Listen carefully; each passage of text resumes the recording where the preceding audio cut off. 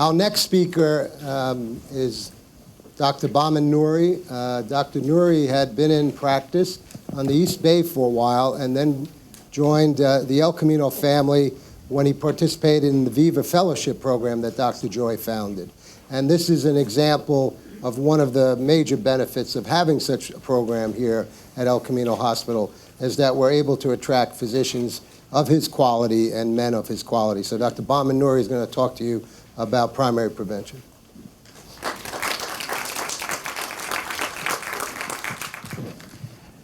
Thank you, Dr. Curatola. Thank you all for being here and for participating in this program. It's an honor to be here. I see a lot of patients who I've interacted with to be part of this outstanding panel. This is the last talk, and I really wanted to talk about the other side of the equation of heart disease, and looking at heart disease when it's not just an emergency, but looking at risk factors and looking at how to prevent heart disease, which is also a very important part of the pie of how we manage this disease entity. I'm going to talk about a lot of different things, and I have a lot of slides, but I don't want you to get bogged down in any of the details. The purpose of this is for you to kind of, I just want to put a bug in your ear. I want to talk about some of the things that I want you to just bear in mind. We're talking amongst friends after dinner, and we're talking about what are the things that you need to know kind of deep down that might change the way you think about heart disease and about heart prevention. We're going to talk about atherosclerosis. Dr. Ramahan talked very well about the progression of plaque and plaque rupture.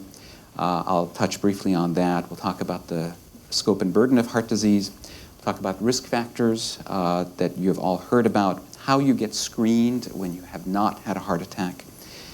Somebody mentioned very importantly questions about differences between men and women. We'll touch on that as well.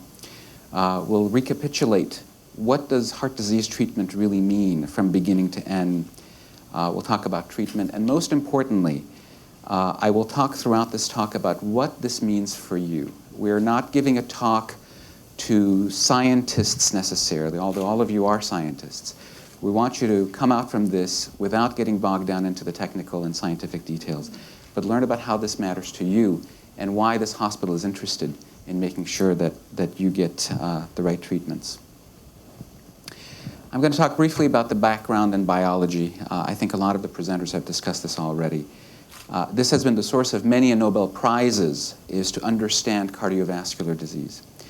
And really the reality is that we as cardiovascular specialists should look at heart disease and all of its sisters the same way an oncologist looks at cancer and how it gets evaluated and treated. It is not one disease. When one person presents with heart disease who has no risk factors, exercises 3 miles a day, and has a heart attack, that's a different disease, in my opinion, than a person who smoked 4 packs a day and has a body mass index of 40. We still lump these together, but these are different processes. The fundamental aspects are that cholesterol and a very important packaging form of cholesterol called the low-density lipoprotein starts to deposit in blood cell walls. The presence of hypertension, shear stress we call it, basically it's pressure on the wall of the vessel, can cause damage to those vessels in a process whereby oxygen, you've heard of free radicals, people talk about it when they talk about their microwave heating their food. Same kinds of processes can happen in these blood vessels. And essentially it's an inflammation, it's an immune response that occurs. Very much similar to the ways we think about certain cancers, certain kinds of injury. This is an injury to your body when it happens. When I talk about smoking to my patients, I say you are taking a toxin that is injuring you. That's how I look at it. And ultimately your body fights this, good or bad, by depositing calcium to try to stabilize things. Damage occurs as a result of this calcium, the rust in the pipe that builds up. And plaque can over time, we'll show you some pictures about how plaque can ultimately rupture, just like a pimple that you heard about from Dr. Ramahan's talk. I think that's a very apt analogy, and ultimately where a blood clot, or what's called a thrombus, can form. These are cross-sections. I don't want to bog down again in the details, where you can see a cross-section of the blood vessel wall. Looks just like any pipe. It's got different layers of cells. And plaque can build up between kind of the inner and the second layer.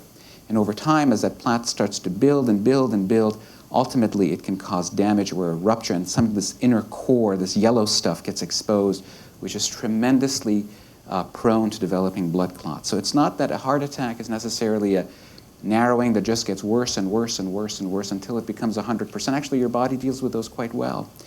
It's that there's these vulnerable plaques. We're still not sophisticated enough as physicians and scientists to really understand how to identify those. This is just a little aside. People talk about this a lot in the medical literature about how we distinguish what's vulnerable and what's not. And this is just a little snippet of that blood vessel wall where you can see that little cap, that fibrous cap. If it gets very thinned, it can just lift off, just like a pimple that kind of ruptures. And this very horrible core of material that's inside the blood vessel can get exposed and blood clots can form. This is what it looks like when you look at it under a microscope. You can see that this is a blood vessel. There is this core of cholesterol that's built up. But in this patient, there was this very thick cap. It almost was protective. So even though there was plaque that built up, this blood vessel is still pretty open. As opposed to this picture on the right, where you see a much thinner cap. A much smaller amount of cholesterol was depositing in this patient's blood vessel. But as a result, it almost looks like an eruption, like a volcano, where that thin membrane was too thin to maintain even a relatively small amount of cholesterol. And it ruptured and a big blood clot formed that ultimately plugged up this entire blood vessel. How do we identify this? This is the billion-dollar question, which we are still not completely able to answer. This mechanism ties into many disease processes. It ties into coronary artery disease. You've heard it from all the speakers and Dr. Ramahan's. It's a mechanism whereby stroke occurs. Hypertension causes shear, aneurysms in the aorta and other places, vascular disease in the periphery, blood clots that migrate into your lungs. There is obviously other kinds of heart disease, congenital heart disease, arrhythmia, where this is not the mechanism. But this mechanism that I talked to you about, this is, you've just gone through mini med school here. This is the mechanism whereby, this is the reason why we're all here talking about this. What is the burden of cardiovascular disease? You've heard all of this, and we want to impress upon you the severity, the caliber. 1 in 3 adults will die of cardiovascular disease. Heart disease and stroke are the first and third causes of death in the United States. 2.5 million people. The cost is staggering. Over $500 billion in some instances I've seen. And of course there are enormous disparities between racial, ethnic, socioeconomic, geographic patterns. And with the aging population, the rising cost of medicine, the rising epidemic of obesity in all children, this is a public health, one of the single most important public health matters of our times. What are the risk factors? A lot of you know this. A lot of you have had this information. You read this in magazines. The major modifiable risk factors are these: high blood pressure, abnormal cholesterol profiles, tobacco use, diabetes, obesity, physical inactivity, and unhealthy diets. If you just look at these factors alone, without having body scans from head to toe, without having all of the medical wonderfulness that we provide, just screening for these would identify 3/4 of those who are at risk. There are other factors, of course. If you're poor, if you're mentally ill, of course there's overlap. You're more likely to smoke. You may have worse diets. People talk about stress. We're all under stress. Significant alcohol use and whether that contributes. Medication, certain kinds of pills can cause, there's a rising use of certain amphetamines that are used in populations for attention deficit, for example, that can increase the likelihood of some of these things. They're non-modifiable. You can't change your age or progressing age. You can't change your heredity, gender, and ethnicity. And people talk about some of the novel risk factors. Inflammation, again, I put that in quotes because this is such a huge topic. What does this mean? Abnormal clotting profiles. People used to follow this chemical called homocysteine, which has now fallen out of favor as a risk factor. So screening. I don't want you to walk away with a number in your hand. I don't want you to think that there is a number of your blood pressure, of your cholesterol, of your body mass that you need to write down, because that's not the point. And even the most current guidelines, when they look at cholesterol screening, cholesterol treatment, blood pressure screening, these are moving targets. These are designed out of consensus by committees of people like here, where people come up with recommendations. And these recommendations change. The most recent cholesterol profile and educational panels really were very disruptive. People have argued whether these are true. I want you to walk away with very specific thoughts. So I call these my clinical pearls for heart and vascular disease. Remember these. The findings of published trials may not necessarily apply to you. You can read many trials, and you will see that patient populations, as you heard, in some places they may have a lot more men, a lot of Caucasian men, people who eat certain diets that we may not necessarily be eating. And so you have to make sure that that trial, that study, matters to you. We are all different, and so there's differences in these trials and how it matters. Remember to follow guidelines, but don't fall into the trap of what's called cookbook medicine. Everybody should work on trying to tailor the treatment to you. We work very hard on having very precise orchestrated algorithms, especially when it comes to these door-to-balloon times. But we want the treatment tailored to every single one. Every single one here is different. Diabetes, smoking, and family history can trump everything. You could have had the most wonderful lifestyle, but bad family history and maybe its interactions with the environment can tell us things that we would never have anticipated. I think the patient story we heard earlier is an excellent example of how family history can factor into this. Just because it worked for your friend's neighbor does not mean that it will work for you. This is very important. You are all different, and so it's important to bear that in mind. That anxiety of what you hear at a dinner party should not necessarily translate. It should prompt you to take this seriously, but it should not translate into fear. Very important. Balance the pros and cons of decision making. Make sure you're acting. Everything is a double-edged sword. We can help and we can harm. And so we want to make sure that we're doing the right things. Remember that when there's a blockage in a blood vessel in one area of the body, in one what we call a vascular bed, there's a higher likelihood that you will have blockages in other blood vessels. It's the same blood vessels. So if you have a heart attack, your risk of having a stroke is higher, and vice versa. Your risk of having problems with the blood vessels in your legs and blood vessels that bring blood to your internal organs goes up. Start with simple tests first, and then move to more complex tests if there's a question that needs to be answered. Don't go to the most complex. There may be a time for that, but screening starts with simple things. That's very important to remember. And remember, this is by far, you've heard all of this technology. We gain the majority of our information by just listening to you. Your history is the most important screening test. I don't have to have even a stethoscope. It's just talking. That is by far the most important screening test. So what is screening for heart disease? I've just kind of put here from the order of the most simple to the most complex, the things that you will encounter, things that you get done in the doctor's office. They check your blood pressure and your vital signs. They examine you. They listen to you. They feel your pulse. We talked about the electrocardiogram. Electrocardiogram's been around for 100 years. It's still the most important way to kind of classify patients in terms of risk. There's lots of labs. You get fasting cholesterol, sugars. You get what's called the hemoglobin A1C, which is your average, your 3-month average blood sugar. In parentheses, I put some of the newer ones that people have looked at, which may or may not necessarily make a difference. And again, as I told you, 75% is just the story. There's stress testing. We'll talk about stress testing in a second, which is very important. Calcium scores, which are body scans and what are called CT coronary angiograms.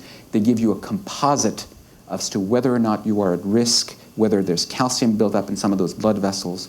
MRI scans have been around as well. In certain research centers, they do this. And of course, the angiograms that you have been looking at. A lot of you may have had stress tests, and I just wanted to tell you that it is in and of it's a whole field. We could have an entire day talking about any one of these topics. Stress tests involve a stress and a test. And so the stress can be a treadmill test, it can be a chemical, it can be a combination of both. And then we can look at the test as, well, first of all, how you feel, looking at your EKG, looking at an ultrasound, which is a movie of your heart, or looking at a nuclear scan, which kind of looks at blood flow characteristics to your heart muscle. And again, there's lots of different chemicals and different types of scans, and I, again, don't want to bog you down in the details. But I want you to remember as the pearl, if these are abnormal or inconclusive, then you move to the next step. And be aware that a lot of these scans, this happens frequently, where there may be artifacts or false positives or false negatives, and that's the art of the medicine, is to learn how to distinguish those. How do you figure some of these things out? This is a picture of a stress test. This is a nuclear scan. This is what I look at all the time. The top line represents you with your exercise test. The bottom line is you at rest. And we're looking to see if there's a change in blood flow between the stress and the rest of it. And you can see in this scan, this muscle of the heart really isn't lighting up. This is a tracer that gets taken up by the heart muscle at an amount proportional to its blood flow, and there's a part that's not getting taken up. You see it in this view. These are just different slices. You see it down here.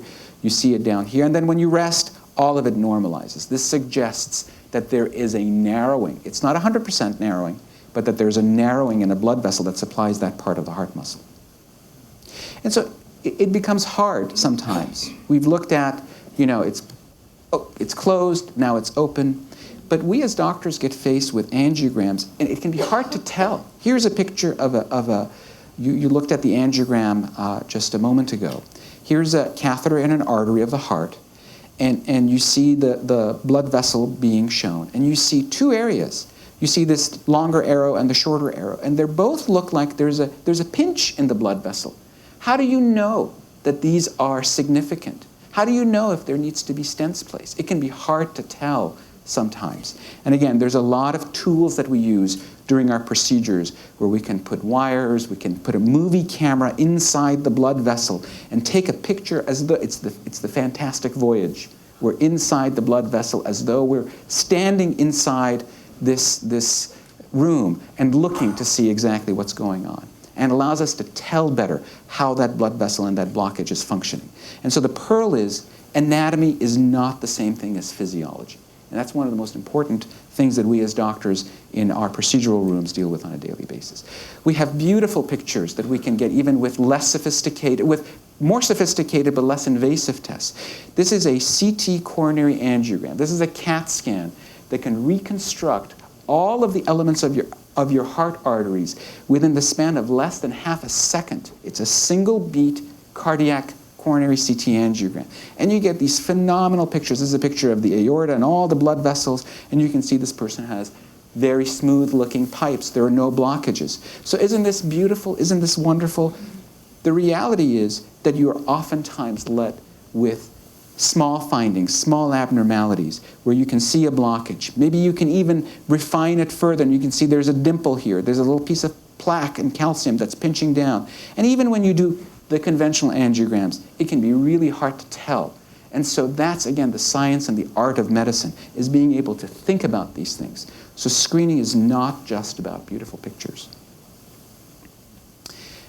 Here at El Camino Hospital, we have an innovation center. We have doctors who work every day saving lives, doing procedures, taking care of patients, but we're always thinking about the next step. And there's a company that has grown out of the Fogarty Institute for Innovations, which is here on the grounds of the hospital, which has tried to answer some of these same physiology questions by just looking at scans. And they allow you to be able to distinguish some of these very complex markers. This is really the science of tomorrow. This is not yet available.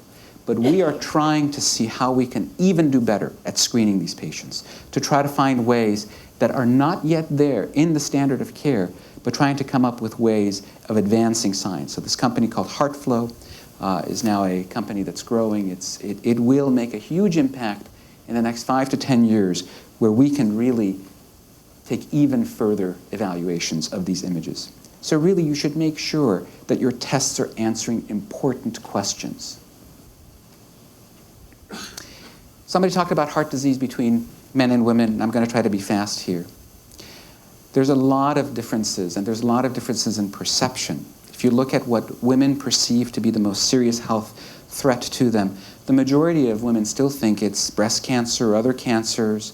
Heart disease, actually, in one study, this was from the National Center for Health Statistics, the possibility of heart disease as a threat was similar to the possibility of AIDS as a threat. But if you look at the reality, heart disease is by far the greatest killer, far more than breast cancer, certainly far more than AIDS. Again, it depends on which population you look at, but this is a general. So why is it different? Well, as you heard, a lot of it is based on how we have done as doctors. The presentations may be different. Women may not have the same kinds of chest pains. The age of presentation, women present at a later age. Risk factors are different. Obviously, hormones are different between men and women. Accuracy of stress tests, the presence of breast shadows and so forth can be different between men and women. Historical trials have enrolled more men than women, and so therefore it's not comparing apples and apples. Response to medications may be different between men and women. The clinical suspicion on the part of the doctor, there have been lots of studies where even doctors may not necessarily be able to tell that a person is having a heart. They think it's indigestion or heartburn. And again, the public awareness. So no wonder there are differences between men and women. It's not the same thing. It's because we haven't really looked at it as carefully as for men. This is just a quick slide to say that for vascular disease outside of your heart, the strategies for screening are very similar to how we do it for within the heart. Again, it starts with your history. It starts with somebody just examining you. From there on, we do other tests. There are blood pressure tests, we do ultrasounds and CAT scans and angiograms. Again, you start with a simple test first, and then you gradually build. That is the safest strategy. We'll talk briefly about prevention. You've heard a lot of world-class folks talk here about the treatments that they provide here at this hospital. But really the treatment for all of this begins with screening and education. This is why you are here today, to talk about this. Treatment begins with risk factor modifications. We'll talk about that. Treatment begins with dietary changes, reducing animal fat in your diet, calories, smoking cessation, exercise, physical activity. Only then do you think about medications, do you think about catheters, do you think about surgery, and so forth. And then once you have disease, you think about rehabilitation. You think about preventing the secondary event. This is what my patients tell me why they don't exercise. I don't have time. My life is too big. These are actual things I've heard from different individuals. Maybe some people have had some of these thoughts. It's not vital, so why should I do it? I can even cut it out of my day-to-day life. I'm just bored doing what I'm doing. My exercise isn't fun anymore. I injured myself, so now it hurts. I can't really go. Exercise won't help me now. I'm just too old. I didn't do it when I was younger, so why should I start now? I just don't like the way exercise makes me feel. It just costs too much to join a fitness center. These are the three things I say to patients. It is by far, this is what your body was meant to do. I talk about exercise with my 99-year-old patients. There is no age at which your muscle will not benefit and your body will not, the exercises will be different, no question. But there's no age at which this will not make a difference. And the fact that you are exercising and running 3 miles a day will improve your outcome, even if you have a widowmaker heart attack. The three key elements of an exercise program are not what your target heart rate should be or how many minutes on a treadmill you should do.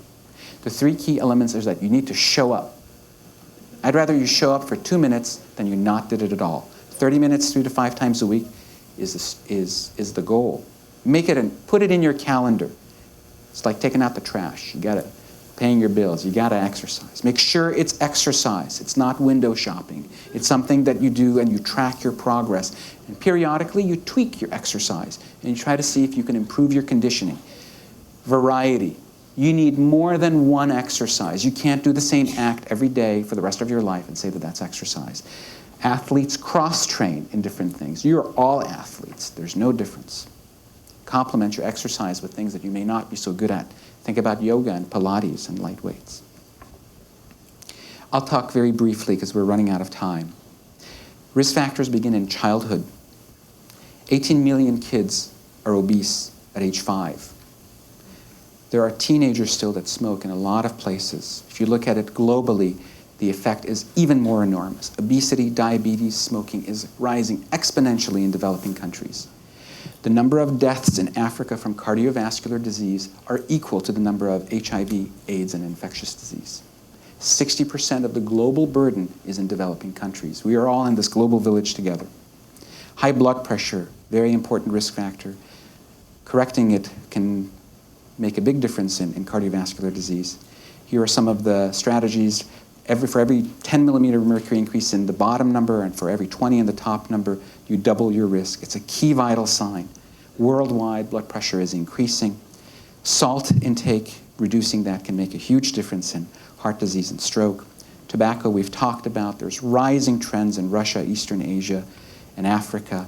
Passive tobacco can be just as bad as active tobacco. Stopping will reduce your risk faster than reducing your risk of cancer. And again, education is key. A lot of places, if you look in some places in China, people don't know that tobacco can cause heart disease. Metabolic syndrome, we've talked about obesity in children, poor diet, socioeconomic status. Cardiovascular disease will kill over 1 billion people in the first half of the 21st century. So I just wanted to kind of wrap up just in the last 30 seconds. Do you see differences between these two slides? Do you see differences between these two slides? These are the same kids in different countries doing the same things. This is the Heart Attack Grill in Las Vegas, California. Cash only. This is the menu. These are how you order your burgers. And made in pure lard.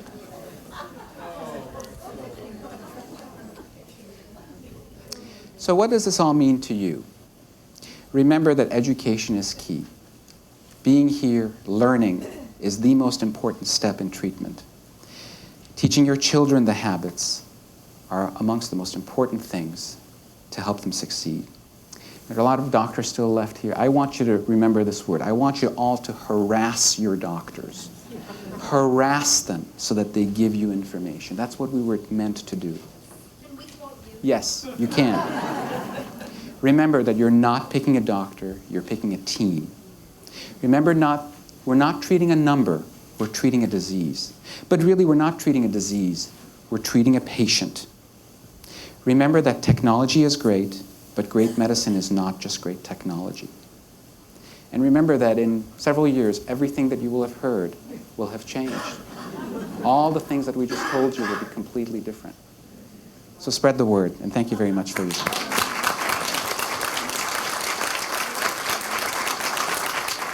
Questions? Over there. And before you speak, when you get the mic this time, we were a little less organized last time. Wait till I point to you. So, go. Hi, I have heard that, or I heard on the doctors, they talked about urgent RX critical care aspirin, which is a package of powdered aspirin that if you feel like you're going to have a heart attack, you have symptoms, you can quickly swallow it. It's flavored, and it's supposed to help until you can get to the emergency room. What do you think about that? I haven't heard about that particular package, but aspirin, of the effect of aspirin on a heart attack has the same weight as the effect of a stent in your heart. So weight by weight in terms of its benefits, it is amongst the 150-year-old aspirin. So if you chew it and you swallow it, it gets absorbed faster. So whether it comes as an effervescent tablet or whether it's something that you eat as a Flintstones vitamin, it'll be faster. I don't know specifically about that. It is beneficial then, if you have it with you, let's say it is beneficial. Aspirin. That's one of the first things the paramedic will put in your mouth if they're suspecting a heart attack. Question over here. If you have active inflammation, for instance, like a rheumatoid arthritis, how does that affect the heart? Oh, those are excellent questions. So as we mentioned, that heart disease and plaque and so forth is an inflammatory process. And in fact, it's believed that beyond the cholesterol-lowering effects, these statins like Lipitor and so forth may have anti-inflammatory effects. So the flip side to the question is, does other kinds of inflammation increase the risk of heart inflammation, blood vessel? And the answer is probably yes. So rheumatoid arthritis, lupus, and so forth, those patients can have higher risks. And it can be difficult to tell. It's not a clean association. It's not like just because you were diagnosed with arthritis that means that you're going to have a heart attack tomorrow. But there are correlations. So are there special screening tests for that? Well, it can be hard to use the blood test inflammatory tests because sometimes it can be elevated because you have an inflamed knee and they may not be able to tell. But the screening for the heart disease is very similar. And again, your index of suspicion should be higher, so you may want to do more sophisticated tests to better understand whether or not there's heart disease in that person. We have a question right here. Okay. I know the golden number for high blood pressure is 120/80, but for us, older people, do you think there might be a little bit of variation? Absolutely true. So those guidelines have changed, and people are now looking at certain populations. If you look at populations over 75, it's hard to be at 120/80. People don't feel well. Or, it's not like you can tell your heart, I want to be at 120/80 and don't move. We don't have a way to do that. So sometimes the overcorrection can be problematic, and some places say 150 may be an option. Again, these are guidelines in evolution, and so you should talk to your doctor about how it matters to you specifically. Question over here. Yes, you talked about the effect of cholesterol blocking arteries and how that becomes a clot and so forth, but could you make an analogous statement about the calcium? I think mostly you don't find out about calcium deposits in your arteries unless it's found incidentally for some imaging that you're having not related to the heart. But I'd like to know the mechanism and is there any way to mitigate it? It's a very good question. It can be hard to evaluate. The stress tests don't look at calcium. It's only with these newer CAT scans where calcium has been better able to be distinguished. Sometimes during angiograms we can tell that as well. Whether or not cholesterol medicines decalcify you, somebody asked at one of the earlier talks, should I be taking calcium supplements? These are very excellent questions, and I don't think there is an answer as to how you should address it specifically towards you. And so these are kind of the guidelines can change, and that these are things that you should think about when discussing things with your doctor. Question over here. We get flyers in the mail often for screening tests, people that go to schools and libraries and do various testing things. What do you think about that? I think there's good and bad in them. I think they're very good, obviously, in that they raise awareness. It's an opportunity to capture a person who may not have gone for screening otherwise. But you have to also bear in mind that the interpretation of these tests is also, sometimes people don't know who you are when they're interpreting these tests. And so it may be somebody who's never laid eyes on you who's saying, oh, you have an abnormal test result. I get this all the time where people come in. And again, the fear that it can generate can sometimes be important. And so we want to tell people when they have heart disease, but we don't want to make them afraid when they don't. And so it's important that you also then take that test to your doctor who knows you better and that you discuss it, because that interaction is vitally important to be able to interpret that test better. We have another question over here. Yeah. I was diagnosed with angina, and I had a congestive heart failure last October and delivered here in the hospital. I was here about 4 days. Released, I felt pretty good afterwards. I was on nitro. Then all of us, I also have to mention I have a hiatal hernia. I have been having such pain, burning, a terrible burning with chest pain. And it starts right here in the middle of my stomach, goes up here. Now, I've been under doctor's care. I've had stents put in. And the doctor is puzzled because I'm very active in the gym. And when we do chair exercises, I have no problem. But when I sit more than 10, 15 minutes and get up, I get these sensations. And I'm now scheduled for another, I guess it's a nuclear scan, to find out if it's the hiatal hernia or is it my heart condition. I mean, it can be very challenging to distinguish what one pain is from another. You may have both. You may have a stomach problem and heart disease. a stomach acid isn't going to kill you, but a heart attack can, especially if you've had heart disease to begin with. You want to make sure that that gets evaluated. And so then you have to make sure your doctor factors both of these into the equation. Some of the